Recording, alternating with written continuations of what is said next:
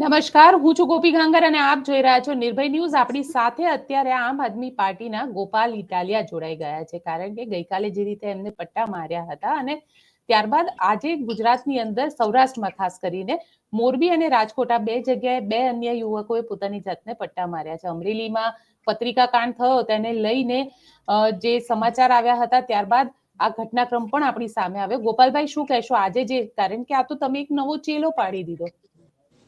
ચીલો તો ભાજપ વાળાએ પાડ્યો છે, બેનો દીકરીઓના સરઘસ કાઢવાનો. આ ચીલો કોણે ચાલુ કર્યો? ગુજરાતમાં તો આવું હતું નહીં ક્યારેય. અને એમાંય અમારા કાઠિયાવાડમાં તો બેનો દીકરીઓ માટે થઈને માથા કપાવી નાખ્યા હોય એવા પાળિયા ઉભા છે ગામે ગામ, જેને જીવનનું બલિદાન આપી દીધું હોય દીકરીઓ માટે થઈને. એવા કાઠિયાવાડની અંદર દીકરીઓના સરઘસ કાઢવાનો ચીલો કયા ભાજપ વાળાએ પાડ્યો? મેન પ્રશ્ન તો એ છે. અને અમે હવે જયારે ન્યાયની માંગણી કરીએ ત્યારે ભાજપ વાળાના પેટમાં નકલી તેલ રેડાય છે. અમારે ન્યાય નહીં માગવાનો. ભાજપ વાળા અત્યાચાર કરે, જુલમ કરે, સરઘસ કાઢે, પટ્ટા મારે, એ પછી અમારે ન્યાય પણ નહીં માગવાનો. આટલી હદે તાનાશાહી તો એ તો ખોટી વસ્તુ છે. અમે ન્યાય માગીએ છીએ, ન્યાય માગવામાં ખોટું શું છે? તમે કહી રહ્યા છો ન્યાય માંગવામાં ખોટું શું છે, પણ ન્યાય માંગવાની પણ એક પ્રક્રિયા હોય ને, કે ન્યાય તમે કાનૂની રીતે પણ માંગી શકો છો. તમે પોતે એડવોકેટ છો, કારણ કે તમે પોતે મંચ ઉપરથી જે રીતે પોતાની જાતને પટ્ટા માર્યા હતા, ક્યાંક એવું કહેવાય રહ્યું છે કે આ એક આક્રોશ કરતા પણ વધારે સીન પાડવાની વાત હતી. આવું કહેવાય રહ્યું છે. આ તો કોણ એવું કે છે? કોણ કે છે એવું? મને તો કોઈ નથી કીધું. ભારતીય જનતા પાર્ટીના ઘણા બધા નેતાઓએ આવું કીધું. ભાજપ વાળાનો તો ધંધો જ લવારી કરવાનો છે, એની ઉપર થોડું ધ્યાન આપવાનું હોય. ભાજપની સરકાર છે, ભાજપના ગૃહમંત્રી છે, ભાજપના હાથમાં પોલીસ છે. ન્યાય કરો ને. તમારા હાથમાં આખું સરકારી તંત્ર હોવા છતાં એક દીકરીને ન્યાય નથી અપાવી શકતા, અને ઉપરથી જે ન્યાય માટે લડે છે એની મજાક ઉડાવે છે, તો એવી ભાજપ વાળાની એવી લવારી ઉપર ધ્યાન આપવાની જરૂર જ નથી. અને એ લોકોને તો લાજ શરમ કઈ છે જ નહીં. ગુજરાતની બહેનો દીકરીઓ ઉપર બળાત્કાર થાય તોય ભાજપ વાળા લવારી કરતા હોય. ગુજરાતનો ખેડૂત આત્મહત્યા કરે તોય ભાજપના લોકો તો લવારી કરતા હોય છે. ગુજરાતનો રત્ન કલાકાર આત્મહત્યા કરે એની ઉપર ભાજપની ટોળકી લવારી કરતી હોય છે. વ્યાજ માફિયાના ચક્કરમાં પીસાઈને આખું ઘર આત્મહત્યા કરે, આખું ફેમિલી, તોય ભાજપ વાળા લવારી કરતા હોય. એને ક્યાં નાક કાન કે શરમ છે કે એની ચર્ચા આપણે કરીએ? એ તો શરમ વગરના માણસો છે ગોપીબેન. એને ક્યાંય કોઈ દિવસ ગુજરાતમાં ગમે તેટલી ગંભીરમાં ગંભીર ઘટના બને એના પછી પણ ભાજપના એક પણ નેતાને આપણે ક્યારેય કોઈ સંવેદનશીલ નિવેદન આપતા જોયો છે? રાજકોટમાં અગ્નિકાંડ થયો તો ધારાસભ્યએ શું નિવેદન આપ્યું? હે મને કઈ ખબર નથી. મોરબી કાંડની દુર્ઘટના બની, ભાજપના નેતાએ શું નિવેદન આપ્યું? કે આનું હજુ તો અમને કઈ ખબર જ નથી, હજુ તો બધું ચેક કરવું પડશે. તક્ષશિલાની ઘટના બની, ભાજપ વાળાએ શું નિવેદન આપ્યું? હરણી કાંડમાં ભાજપના નેતાએ શું નિવેદન આપ્યું? જ્યારે ઘટના બને તો ભાજપ વાળાને તો કઈ ફરક જ પડતો નથી. એ તો અમારે કાઠિયાવાડમાં કહેવાય વેખલી, કે એને વેખલીની જેમ દાંત કાઢે છે. દાંત કાઢતા હોય છે, મજાક ઉડાવતા હોય છે, બધી કેવા હલકી કક્ષાની કોમેન્ટો કરતા હોય છે. તો એની વાતમાં કોઈ એની વાત ઉપર ગોપીબેન ચિંતા કે ચર્ચા કરવાની જરૂર નથી. અમે ન્યાય માટે લડીએ છીએ, મતલબ લડીએ છીએ. પણ ગોપાલભાઈ, 8 દિવસે આજે પૂર્વ સાંસદ ભારતીય જનતા પાર્ટીના નારણ કાછડિયા સામે આવ્યા અને નારણ કાછડિયાએ નિવેદન કર્યું કે અમરેલી પોલીસે જે કોઈના ઈશારે કર્યું હોય તેના માટે પોલીસ બેવડામાં કે કોઈ શબ્દો નથી તેમની પાસે. આવા એમને સ્પષ્ટ વાત કરી કે કોકના ઈશારે આ કામ કરેલું છે. એટલે નારણભાઈ કીધું કઈ લગન બગનમાં કઈક વ્યસ્ત હતા એવું કઈક એમણે કીધું છે. જો કે લગનમાં વ્યસ્ત હોય તોય તે ગામમાં આટલી મોટી ઘટના બની હોય તો બે શબ્દ કહેવા માટે કઈ અઠવાડિયાનો ટાઈમ ન જોઈએ. ખૂણામાં લઈ જઈને મોબાઈલમાં રેકોર્ડિંગ કરીને 4 શબ્દો કહી શકાયા હોત, જે એમણે નથી કીધા. કઈ વાંધો નહીં, પણ એમના પરિવારમાં કઈક લગ્ન હતા એટલે એ નથી બોલ્યા એવું કઈક કહેવામાં આવે છે. મૂળ મુદ્દો એ છે કે હવે જયારે ભાજપના અમરેલીના પૂર્વ સાંસદે જ કહી દીધું છે કે પોલીસે ખોટું કર્યું છે, તો હવે પોલીસ ઉપર પગલા કોણ લેશે? હવે તો ભાજપના નેતા બોલી ગયા છે, અને જેવા તેવા નહીં, પૂર્વ સાંસદ બોલ્યા છે. તો હવે તો ગૃહમંત્રીએ જવાબ આપવો પડે ને, કે હવે પોલીસ ઉપર ક્યારે પગલા લેવાશે. એના બદલે હજુ કોઈ જવાબ આપવા તૈયાર નથી. ગૃહમંત્રી તો ભાગી જાય છે. પણ એસઆઈટી ની રચના પણ કરી દીધી છે. એસઆઈટી ઇન્વેસ્ટિગેશન કરી રહ્યું છે. બેન, એસઆઈટી ની રચના મોરબી કાંડમાં થઈ, એસઆઈટી ની રચના રાજકોટ અગ્નિકાંડમાં થઈ, હરણી બોટ કાંડમાં એસઆઈટી ની રચના થઈ, નર્મદા આ ભરૂચ જિલ્લામાં ભાજપ સર્જિત પૂર આવ્યું, એમાં એસઆઈટી ની રચના થઈ. વડોદરા આખું ભાજપ વાળાએ પાણીમાં ડૂબાડ્યું, એમાં એસઆઈટી ની રચના થઈ છે. થાનગઢમાં દલિતો ઉપર ગોળીબાર થયો, એની એસઆઈટી બની છે. ઉનાકાંડમાં એસઆઈટી બની છે. ગુજરાતની તમામ ઘટનામાં એસઆઈટી બની છે. શું કરી લીધું એસઆઈટી બનાવીને ભાજપ વાળાએ? એસઆઈટી એટલે છેતરપિંડી કમિટી, શુદ્ધ ગુજરાતીમાં પબ્લિકની આંખમાં ધૂળ નાખવાનો ધંધો. એસઆઈટી બની ગઈ એટલે શું ફાંસીએ ચડી જવાના જ કોઈ? એફઆઈઆર કેમ ન થઈ? એફઆઈઆર કરવા માટે એસઆઈટી, જે ઘટના આખી દુનિયાએ નજરે નિહાળી એની એસઆઈટી શું હોય? આખી દુનિયાએ જોયું કે એક છોકરીનું સરઘસ કાઢવામાં આવ્યું, તો હજુ પોલીસે એસઆઈટી બનાવીને શું કરવા માંગે છે? એસઆઈટી ની જરૂર ક્યાં છે? આખી દુનિયાએ જગ જાહેર જે ઘટના જોઈ છે એ ઘટના પોલીસને નથી દેખાતી. તો એસઆઈટી ના નામનું તરકટ કરી અને લોકોની આંખમાં ધૂળ નાખી અને આ ઘટનાને ઠંડી પાડવાની કોશિશ થઈ રહી. બાકી ભૂતકાળમાં 500 એસઆઈટીઓ બની, કઈ એસઆઈટીમાં ફાંસીના માછડે ચડાવી દીધા દોષિતોને? એટલે આ બધો ગતકડાઓ છે ગોપીબેન. આ તો અભણ માણસો હોય, 8-9 ધોરણ સુધી ભણેલા હોય, એ લોકોને આ બધું સાચું લાગે. અમને નો સાચું લાગે, અમે તો મગજ દોડાવવા વાળા, વિચારવા વાળા વ્યક્તિ છે. 500 એસઆઈટી બની ગુજરાતમાં, કઈ એસઆઈટીમાં ફાંસીના માછડે લટકાવ્યા અધિકારીઓને? લઠ્ઠાકાંડ થયો બોટાદમાં, 58 લોકોના મૃત્યુ થયા, એમાં એસઆઈટી બની હતી. શું થયું એનું? તમે કહી રહ્યા છો કે એસઆઈટી માં કશું થતું નથી, પણ સાથે સાથે આજે પરેશ ધાનાણીએ પણ એક અલ્ટિમેટમ આપી દીધું કે 24 કલાકનું અલ્ટિમેટમ આપે છે, ત્યારબાદ તેઓ એક દિવસના ઉપવાસ આંદોલન કરશે. આ આંદોલનમાં આમ આદમી પાર્ટી અને કોંગ્રેસ સાથે હશે? બેન, આમ આદમી પાર્ટી કોંગ્રેસ ને એવો વિષય જ નથી.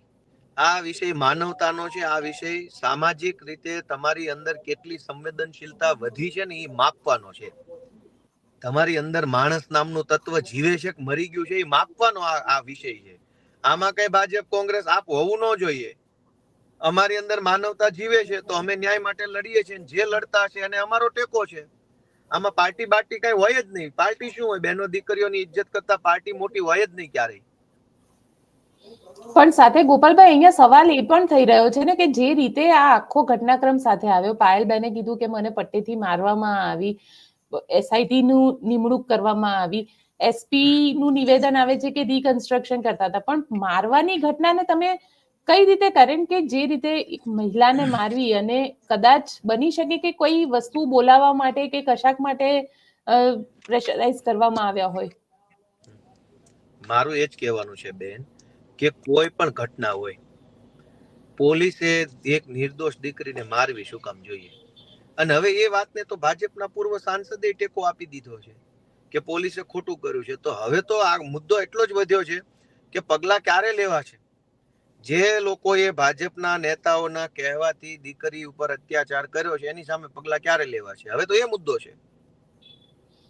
પણ મુદ્દો એ છે, પણ સાથે સાથે ડીડીઓએ આજે બીજા જે અન્ય આરોપી છે તેને નોટિસ પણ આપી દીધી છે અને તેમને પણ કીધું છે કે જવાબ આપવા માટે આવો, કારણ કે ક્યાંય હજી ડીડીઓએ ત્યાંના જે બીજા આરોપી છે એ આરોપી પાસે જવાબ માંગ્યો છે અને એવું એમને કહેવામાં આવ્યું છે કે તમે આવો અને તમે આ આખી ઘટનાને લઈને તમારી સાથે સવાલ જવાબ કરવામાં આવશે. નહીં, પણ ડીડીઓને શું લેવા દેવા છે આમાં?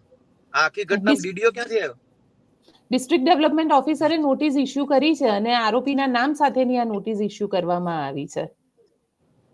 પણ એમ નહીં, કયો વિષય આમાં? ડીડીઓ ની ભૂમિકા ક્યાંથી આવી? મને એ નથી સમજાતું કે ડીડીઓ, આ આખો પોલીસ તપાસનો વિષય છે, કોર્ટ કચેરીનો વિષય, આમાં ડીડીઓ વચ્ચે શું કરે છે?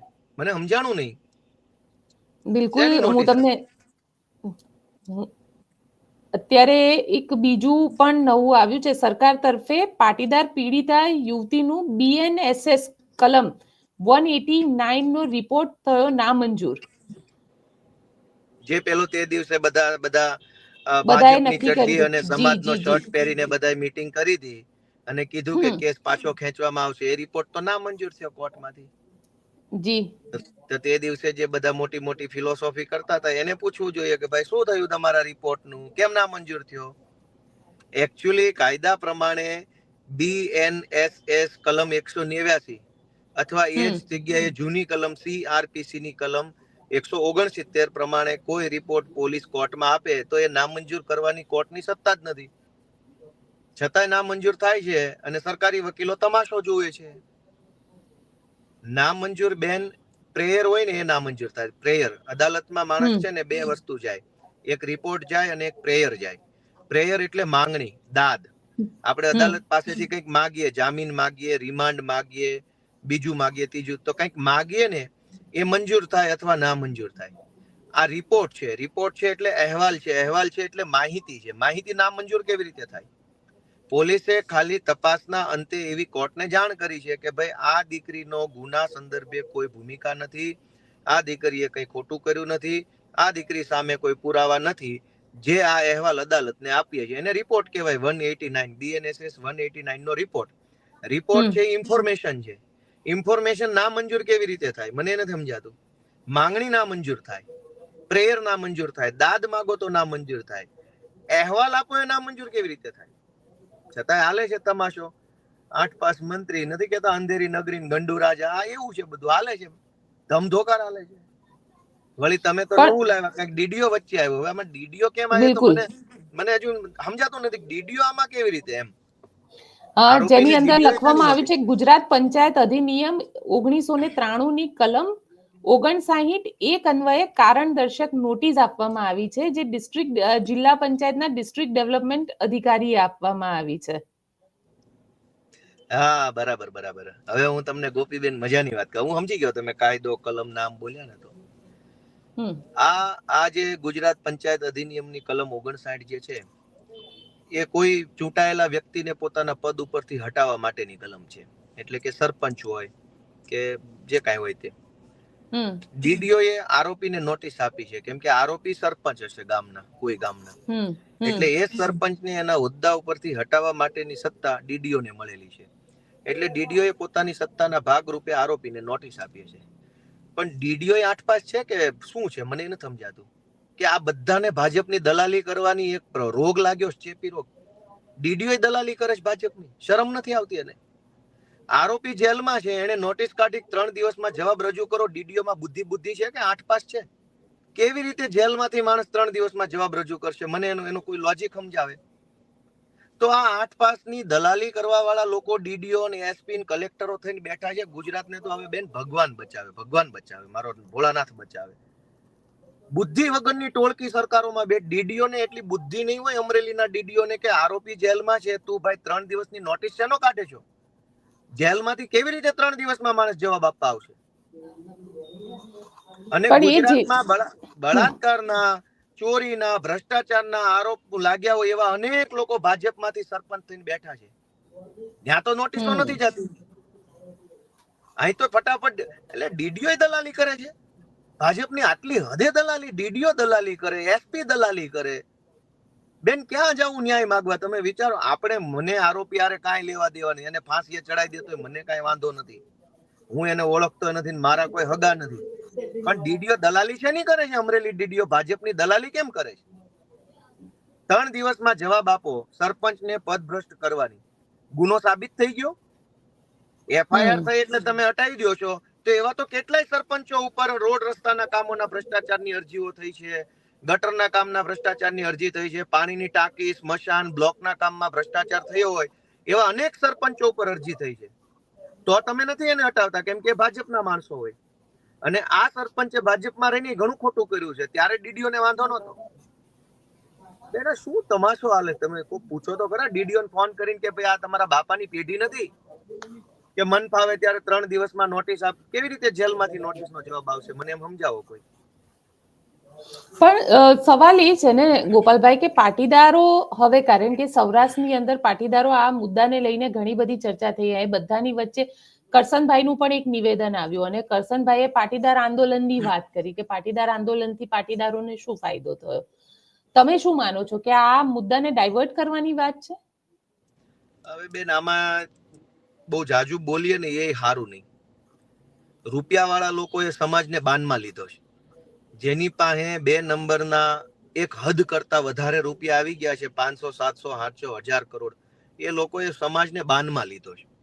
સમાજને આખો કંટ્રોલ કરવાની કોશિશ કરે છે. રૂપિયાવાળાને ગરીબ માણસની પીડા નથી સમજાતી.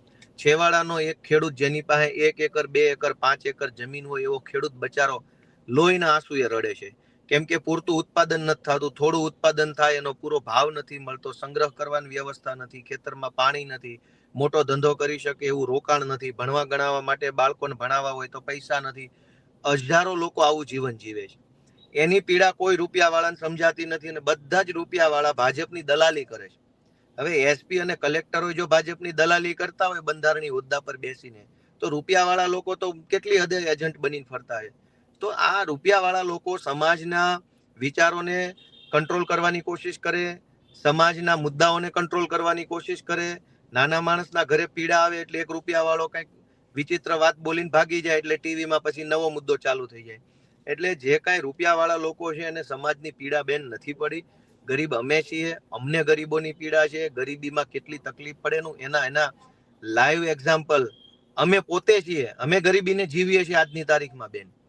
એટલે રૂપિયાવાળાને એના નિવેદનની જરૂર નથી. અમે અમારી પીડા છે, અમારી પીડાનું અમે કરશું નિરાકરણ. પણ તમને એવું લાગે છે કે મુદ્દો ડાયવર્ટ કરવાની વાત છે? નહીં, મુદ્દો તો ડાયવર્ટ થઈ જ ગયો ને, અડધો પડધો થઈ જ ગયો ડાયવર્ટ. એવું ક્યાં એ બધી જે જૂની વાત છે એને કાઢવાની ક્યાં જરૂર છે? થઈ ગયું તે થઈ ગયું, સારું થયું ખરાબ થયું એ ઇતિહાસ મૂલ્યાંકન કરશે.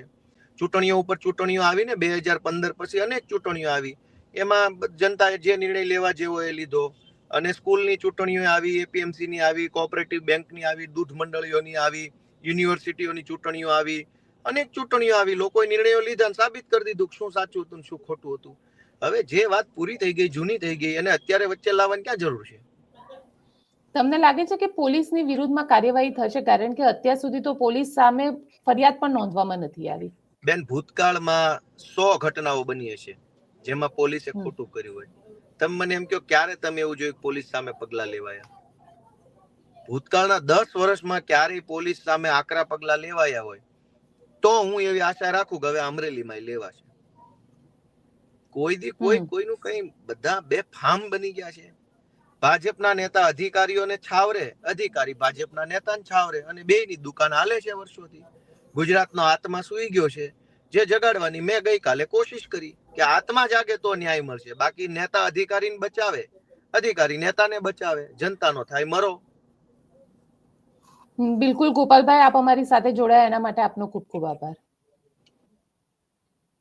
તો આપ શું વિચારો છો મને કોમેન્ટ બોક્સમાં ચોક્કસથી લખીને જણાવજો, અને અમારી ચેનલ નિર્ભય ન્યૂઝને લાઇક, શેર અને સબસ્ક્રાઇબ કરવાનું ભૂલશો નહીં. આભાર.